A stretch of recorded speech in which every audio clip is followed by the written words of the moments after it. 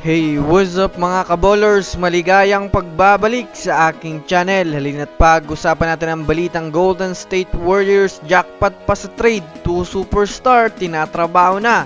At ang balitang Lakers lumalakas. Tara na't pag-usapan natin yan dito sa Basketball Hotshots.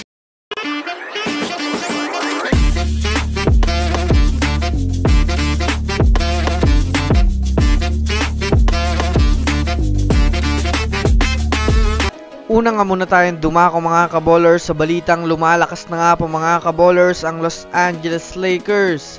Well, sa pagkakapanalo nga ng Lakers kanina kontra sa matinding kupunan ngayon sa Western Conference na Oklahoma City Thunder, ay inuulan na naman nga po ng papuri mga kabolers ang Los Angeles Lakers.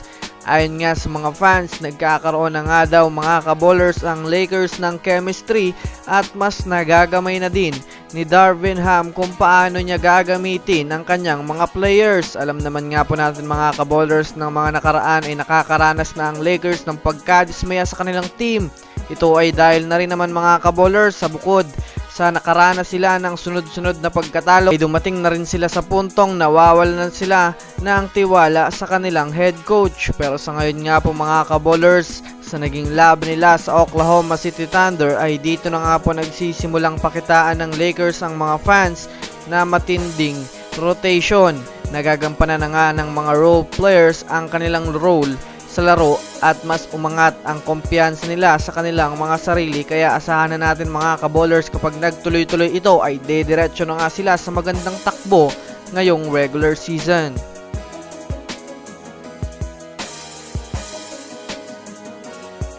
Samantala, dumako naman tayo mga kabolers sa balita patungkol sa kupunan ng Golden State Warriors. Malinaw na nga po sa mga fans mga kabolers na hindi talaga kayang makipagsabay ng Warriors ngayon sa mga dekalibring team.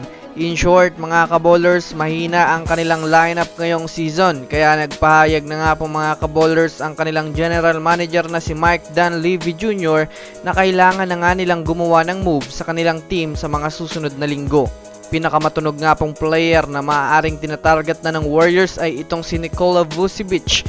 Matapos magpakita nga po ng interes ang Chicago Bulls sa pagkuha kay Draymond Green dahil naniniwala nga ito na malaki nga daw ang maidadala nitong impact pagdating sa depensa. Kasabay na rin nga dyan mga kabolers na hindi naman na nagdadala ng malakas na impact si Green sa kanilang laro. Pangalawa naman mga kabolers ay itong si Pascal Siakam na kasalukuyang tinatrabaho na ng Warriors kung sino na ang kanilang pwedeng i-offer sa Raptors para mapapayag ito na hindi na lang si Jonathan Kuminga ang kanilang kunin. Sa dalawang superstar nga na ito mga kabolers ay makaka-jackpot ang Warriors dahil bukod sa kilala ito bilang offensive player ay malaki rin nga po ang magiging impact nito pagdating sa depensa, kaya abang-abang na lang tayo mga kabolers sa mga susunod na balita patungkol sa mga trade na ito. So that's it for today's video mga kabolers. Yan lang ang ating pag-uusapan sa ngayon. Pindutin ang subscribe and hit nyo na rin ang notification bell para sa mga susunod na updates sa mundo ng basketball. Again, this is Basketball Hotshots. Thanks for watching.